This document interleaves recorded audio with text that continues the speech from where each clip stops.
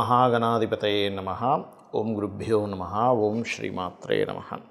అరుణాం కరుణాతరంగితాక్షీం ధృతపాశాంకుశపుష్పబాణచాపాం అనిమాదిభిరావృతాం మయూకైః అహమిత్యేవ విభావయే భవానీం. శ్రీమాత్రే నమః.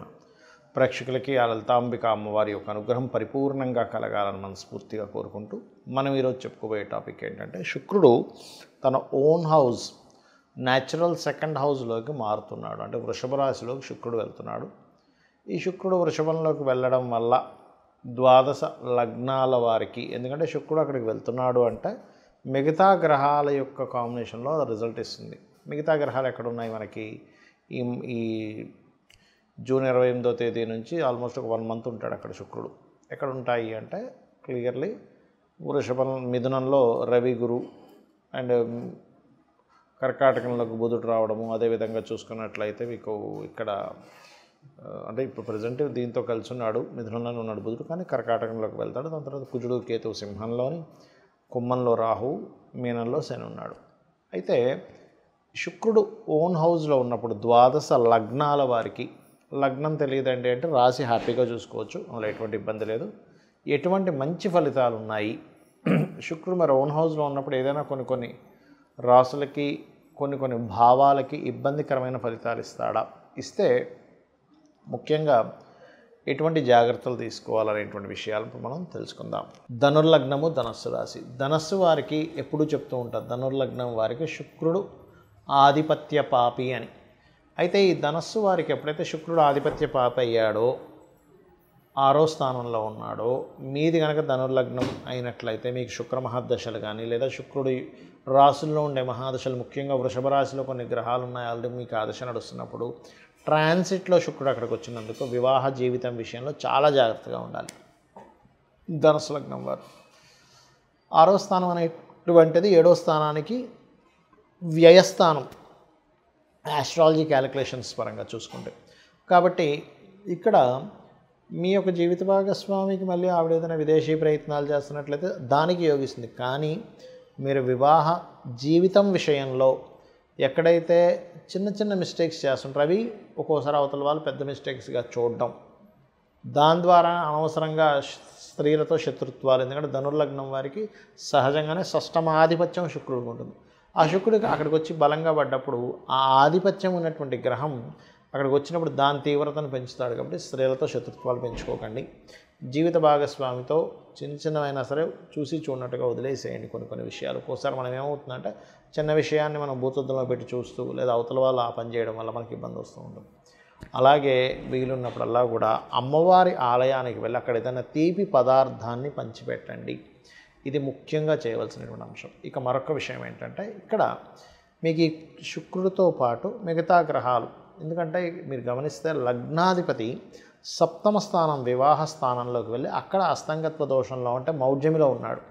కాబట్టి ఏమిటి, ఇక్కడంతా కూడా మీరు జీవిత భాగస్వామి, మీరు స్త్రీ కావచ్చు, పురుషుడు కావచ్చు, లేదా వివాహ సంబంధించిన విషయాల్లో, లేదా పార్ట్నర్షిప్స్ విషయాల్లో, మీరు సమాజంలో లేదా పార్ట్నర్స్ విషయంలో, జీవిత భాగస్వామి విషయంలో ఎక్కడో తెలియకుండానే కొంత స్ట్రకింగ్ యోగా ఏర్పడుతుంది. కాబట్టి ఈ విషయాల్లో జాగ్రత్తగా ఉండండి. ఎందుకంటే ఇక్కడ రవి సహజంగా అస్తంగత్వం చేసుకోవడం వేరు, రవి రాశిలో కుజకేతువులతో ఉండే ఎనర్జీతో అస్తంగత్వం చేసుకోవడం వేరు.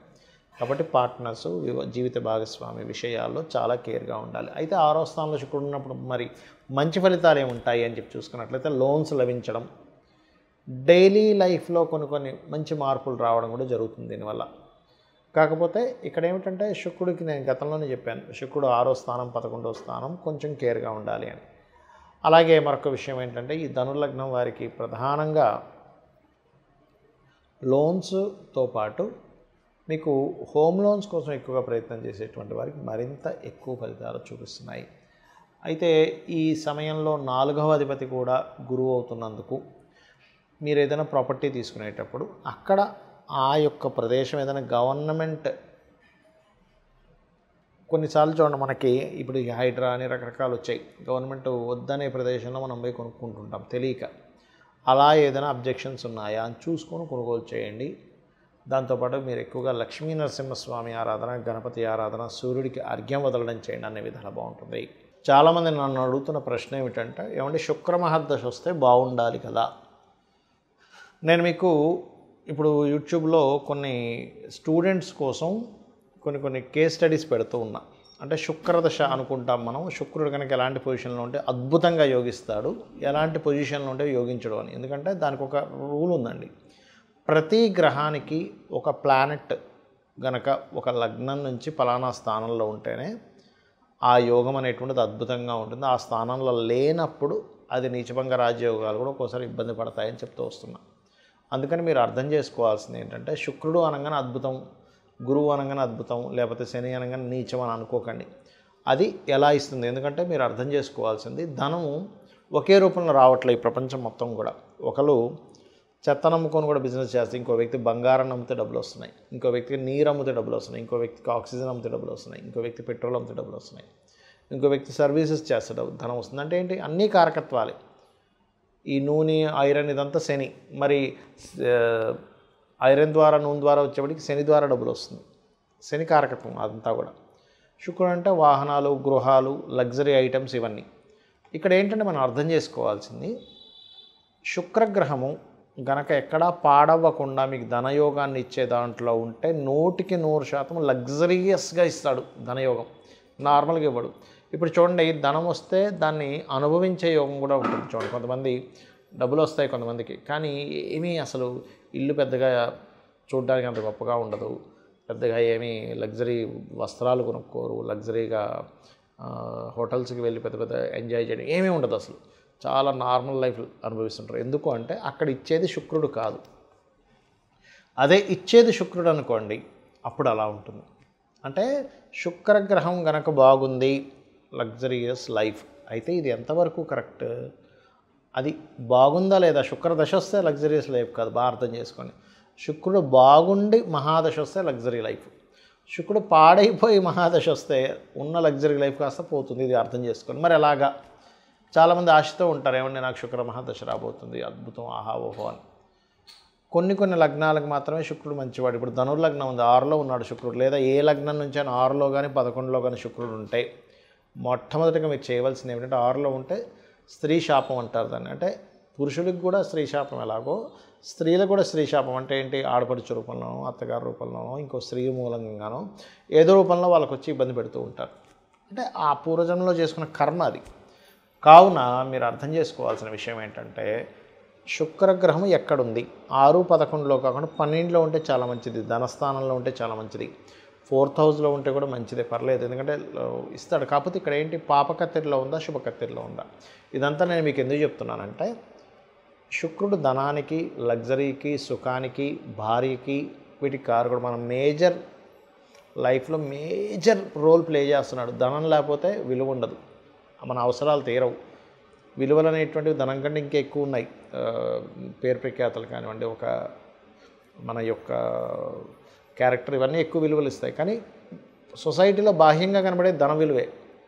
అలాగే ఒక లగ్జరీ కారు ఉండాలన్నా, గృహం ఉండాలన్నా శుక్రగ్రహ బలం, చతుర్థాధిపతి బలం కూడా ఉంటుంది. కేవలం ఎప్పుడూ శుక్రుడే కాదు, 4th లార్డ్ పలానా ప్లానెట్ అయి మంచి యోగం కలిగింది, ఆయన కూడా ఇస్తాడు, ఇవ్వడం కాదు. కానీ శుక్రుడు ఇచ్చే లగ్జరీ ఈజ్ డిఫరెంట్. కాబట్టి శుక్రగ్రహం యొక్క బలం మీకు పెరగాలి అంటే మీరు చేయవలసింది ఏంటో చెప్తాను.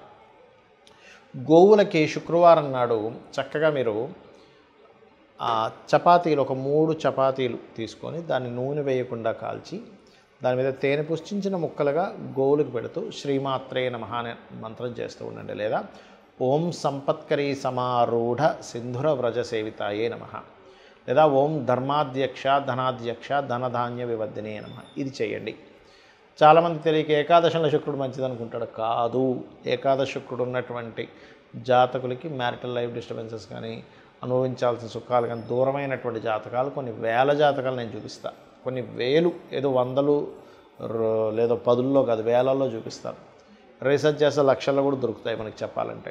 ఎందుకంటే ఎక్కడా కూడా శుక్రుడు సుఖానికి కారకుడు కాబట్టి 12లోనే యోగిస్తాడు. మీరు చూసుకోండి, ఎనీ లగ్న 12th హౌస్ వీనస్ పాడవకుండా ఉన్నాడంటే ఆయనే మంచి లగ్జరీ, మంచి సుఖాన్ని ఇస్తాడు. సుఖకారకుడు, ఏ కారకుడు ఎక్కడ ఉంటే ఏమి ఇస్తాడు? 12th హౌస్కి నెగేటింగ్లో ఉంటే ఇవ్వడు. ఇది బాగా అర్థం చేసుకోండి. ఇది చాలా చాలా చాలా ఇంపార్టెంట్ అయినటువంటి విషయం గుర్తుపెట్టుకోండి. శుక్రుడి విషయంలో, అందరి విషయాల్లో కాదు. మిగతా గ్రహాలు ఏవైనా సరే 12లో యోగించమంటారు. కానీ ఇక్కడ మనం దేశకాలమాన పరిస్థితులను అర్థం చేసుకుంటూ వెళ్ళాలి. 12లో ఉండే గ్రహాలు ఒకప్పుడు అంటే అయ్యో మనిషి దేశదిమ్మరైపోతాడు, ఎందుకు పనికి రాకుండా పోతాడు. ఇప్పుడు ఏంటి, ఒక మనిషి ఆ దేశంలోనే కాకుండా ప్రపంచ దేశాలు మొత్తం తిరిగి వస్తున్నాడు కాబట్టి విదేశీ యోగాలు ఉంటాయి. ఆ 12లో ఉండే గ్రహాలకే ధనయోగం పడితే విదేశాల్లోనే ధనయోగం ఉంటుంది. ఇది మనం అర్థం చేసుకోవాలి. ఇక శుక్రుడి యొక్క స్థితిగతులు బాగోపోయినా మీకు మంచి చక్కటి ఫలితాలు రావంటే అమ్మవారి ఆరాధన మించింది మరొకటి లేదు. మరియు శుక్రగ్రహం దగ్గర దీపారాధనతో పాటు శుక్రుడు ఏ గ్రహాల ద్వారా అయితే కంబస్ట్ అయ్యాడా, అంటే అస్తంగత్వ దోషం రవి ద్వారా అవుతుంది లేదా కేతువు ద్వారా అవుతుంది. ఒక్కోసారి కేతుతో శుక్రుడు కలిసి ఉన్నా కూడా ధనహీనతా యోగాలు, లేకపోతే అమ్మవారి భక్తులైతే అది మళ్ళీ తగ్గుతుంది. కాబట్టి గణపతి ఆలయాలకు వెళ్ళడము, కేతు రవి లేదా ఏ పాపగ్రహాల మధ్య ఉన్నాడో ఆ పాపగ్రహాలకు సంబంధించినటువంటి గ్రహాల దగ్గర దీపారాధన చేయండి. అన్ని విధాలా మీకు బాగుంటుంది. శ్రీమాత్రే నమః.